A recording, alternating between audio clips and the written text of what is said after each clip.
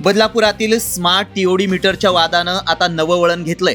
महावितरण कार्यालयातील आंदोलनानंतर राष्ट्रवादीचे पदाधिकारी अविनाश देशमुख यांच्यावर गुन्हा दाखल करण्यात आला होता। मात्र आता अचानक तडकाफडकी महावितरणचे वरिष्ठ अधिकारी सुरेश सुराडकर यांची बदली करण्यात आली आहे। या बदलीमुळे आरोप प्रत्यारोपांना उधाण आलंय।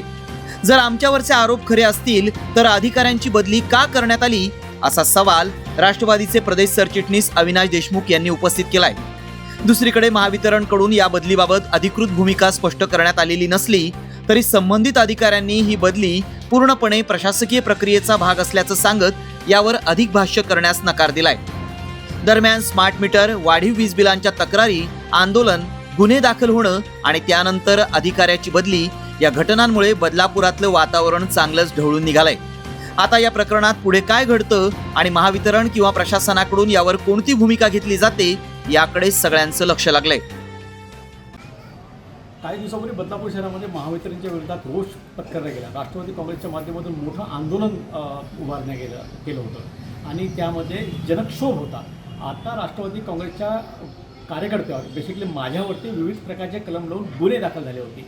जर हे गुन्हे खरे असतील सरकारच्या म्हणण्यानुसार, पोलीस प्रशासनाच्या म्हणण्यानुसार, तर महावितरणच्या अधिकाऱ्याची बदली का करण्यात आली याचा अर्थ असा होता की आमच्यावर जे झालेले गुन्हे होते ते गुन्हे जे आहेत ते खोटे आहेत। कारण की महावितरणचे अधिकारी जे होते ते कुठल्याच प्रकारच्या जनतेला सहकार्य करत नव्हते। जनक्षोभ उभारल्यानंतर आज त्या अधिकाऱ्याची बदली करण्यात आली होती। याचाच उद्देश की आमच्यावर जे गुन्हे दाखल झालेले आहेत ते सरासर खोटे आहेत। तर मी सगळ्यांना म्हणजे सांगू इच्छितो की हे टीओडी मीटर जे बसवण्यात येत आहे हे RDSS योजनेअंतर्गत सर्व ग्राहकांना बसवण्यात येत आहेत आणि या मीटर बसवल्यामुळे ग्राहकांना अनेक फायदे आहेत या मीटरचे।